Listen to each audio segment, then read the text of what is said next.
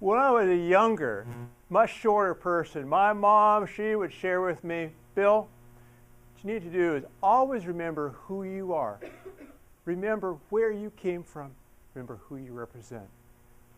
And I was going to be an astronaut.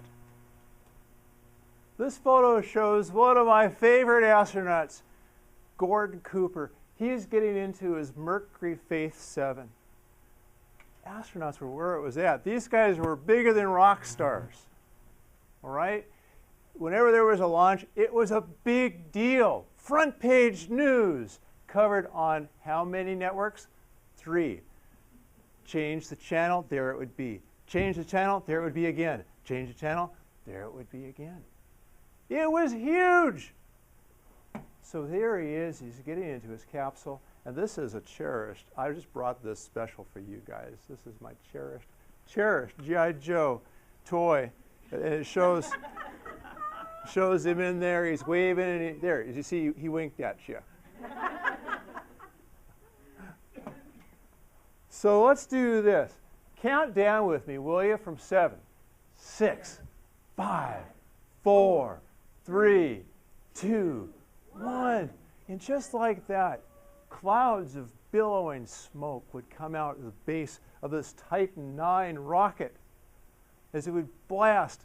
With 300,000 pounds of thrust, this rocket slowly at first, and it would accelerate and accelerate faster.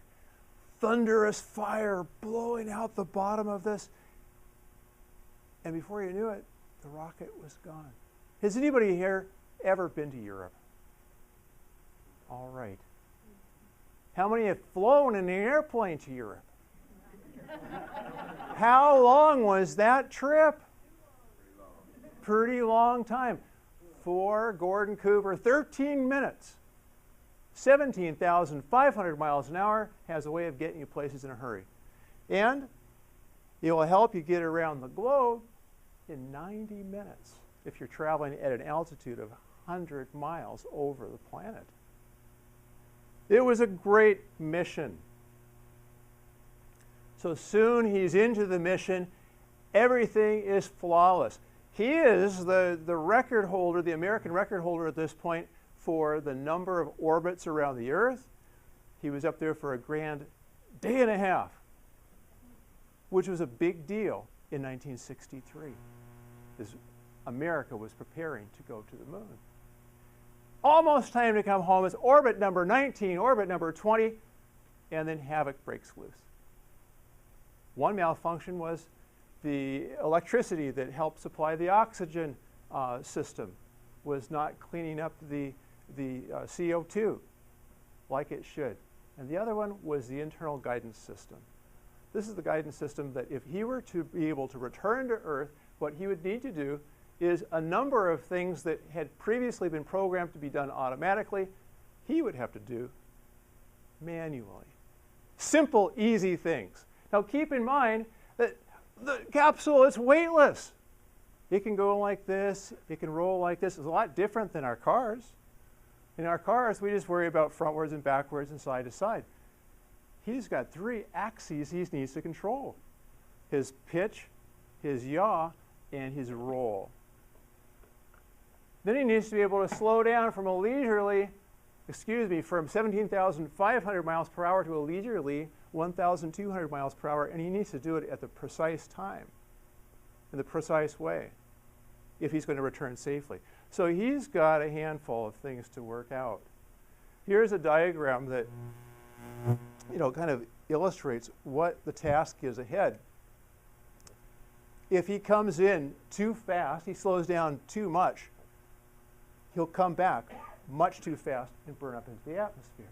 If he slows down not enough, he's going to be out there for a long, long time.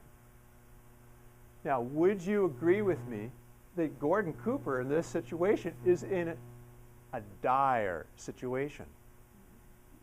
The pressure is on. Some people would say he's in a pickle. He's got a predicament, all right? This slide summarizes how he was feeling about the situation. Not a good picture. So would this be a good time for poise under pressure? Probably so. Now, there are some very unproductive things that he could have done. Okay? He could have put his head in the sand, and he could have hoped the whole thing would blow over. Oh, man, I'm not up to it today. I just can't. Somebody else, please take care of it. Man, I can't do it. Okay? Or he could have played the blame game. You know the blame game? It might have gone something like this. Oh, it's those guys in engineering, man. Oh, this guy's in engineering. I'm up here doing my astronaut job. I'm doing my job. I'm taking pictures. I'm being weightless. I'm drinking stuff out of a tube. Why don't those guys get it right? Or he could have gone into like full-blown anger. Said, I hate it when it happens. I can't believe this. Those idiots down there on the ground.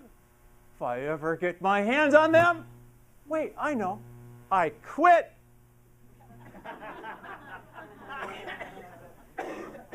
Now, have you worked with people like this before? Have you been one of those people before? Man. So today we're discussing poise under pressure. Poise under pressure. So how many here today have ever had your buttons pushed? I see it showing. I said, okay, the honest people are here. And do you know what I mean when I say buttons being pushed? I see a lot of people nodding their heads. For those of you who are shaking their heads, I think when our buttons are pushed, it helps us to revert to that behavior, to respond as if we were 4 years old. Okay? It's tantrum-like behavior. Okay, it's that thing that gets our goats. For some of us, it's crying. For some of us, it's anger. For some of us, it's being very sullen, and everything in between. Gossip, you name it. That's what having our buttons being pushed is. This is a leadership workshop. Am I correct? Is that what this was billed as? Let me see who came today. Do we have anybody who would be, say, from the real estate field here today? How about administrative? Your work is administrative. Any show of hands there? All right. Anybody from education? Okay, very good. Welcome. Good. Medicine. Very good. Potato farming. Excellent. Who am I missing? Just shout it out. Thank you. Cartography. Any parents here? Oh my goodness. Okay, so by the power vested in me, parents, cartographers, astronauts, potato farmers, we are all leaders. We're all leaders. I pronounce you so. All right? So let's get back to this button pushing. This is where I spent 10 years of my life. I called home Kingston Middle School out on the west side of the peninsula.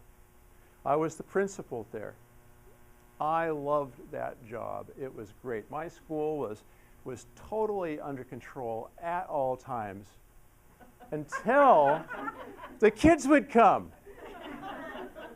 Oh my goodness, 900 little agendas coming off the bus. And I got to tell you, some days were great. I love learning. I love helping people to accelerate the learning curve. I love helping people. And here's an example. I'm helping out a presenter at one of our assemblies. A rich day. And there were some great days. And yet, there were those other kind of days. And my situation is this, that drugs apprehending the people who committed assaults, collecting weapons, those were things that were never on my day timer. And those things inevitably occurred when I had other things going on. The little things that a principal does, like conduct faculty meetings, or to announce and introduce school assemblies, or to prepare reports for the superintendent and for the school board. Inevitably, there would be something like this, and it would require me to go from that situation that was a 1 or 2 tissue box meeting